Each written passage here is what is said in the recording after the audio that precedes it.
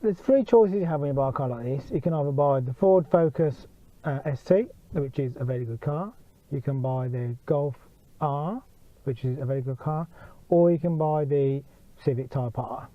If I had a choice between the three, it'd be really tight. And for the reasons I'm about to explain, the Civic Type R has the raw power and the speed. The Golf has the ability to go around corners extremely fast, although I have to say so does the Type R. The Focus ST is not quite as good. Yes, it has a powerful lump, but again, it's just a little bit too soft for me. I like the raw edge of a car. The Golf and the Civic give you both that. Not that I would say don't go and buy a Ford ST, because it is a brilliant car, absolutely brilliant. But for me, it's between the Golf R and the Civic Type R. If I was going to choose, if I had the £30,000 that I was going to buy one, I would choose the Civic. Basically, just because it can go around corners extremely fast, and it does not have four-wheel drive, whereas the Golf R does have four-wheel drive. It's everything that a driver wants in a car, but just feels that little bit better.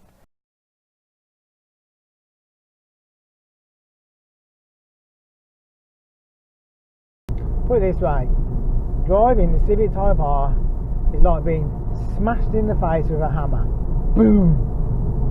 Driving the Ford Focus ST is like being lightly stroked, you know, by a male friend.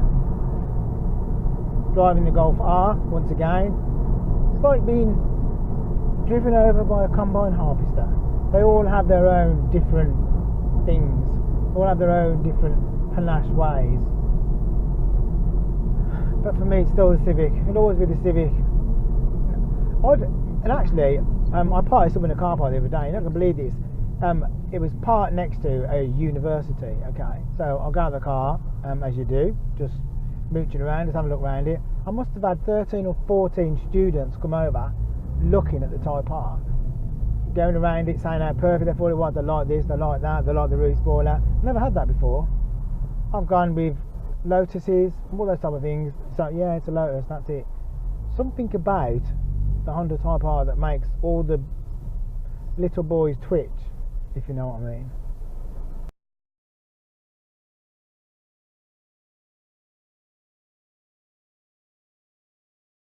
Performance with the Type R, 0 to 60 under 6 seconds. Top speed 167 miles per hour.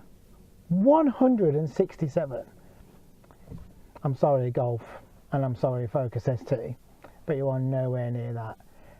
And it's how it gets to it as well. So 0 to 100 in under 10 seconds. Under 10 seconds. And it's how it makes the rest of it as well.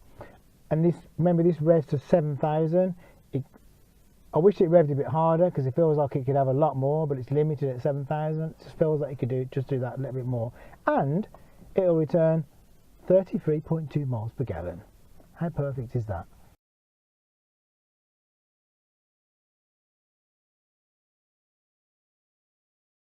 If I had to make a choice out of the three of them, it'd be really difficult for me to choose between them. I think the Focus ST's out because it's a little bit boring. It's a little bit Jeremy Corbyn, if I'm honest with you.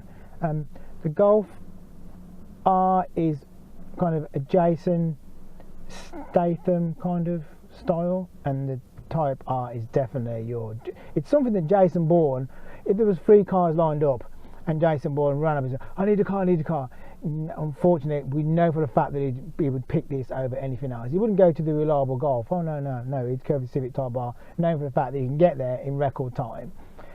What's it like on the road? Outstanding. To be honest with you, the Golf and the Type R are very, very evenly matched.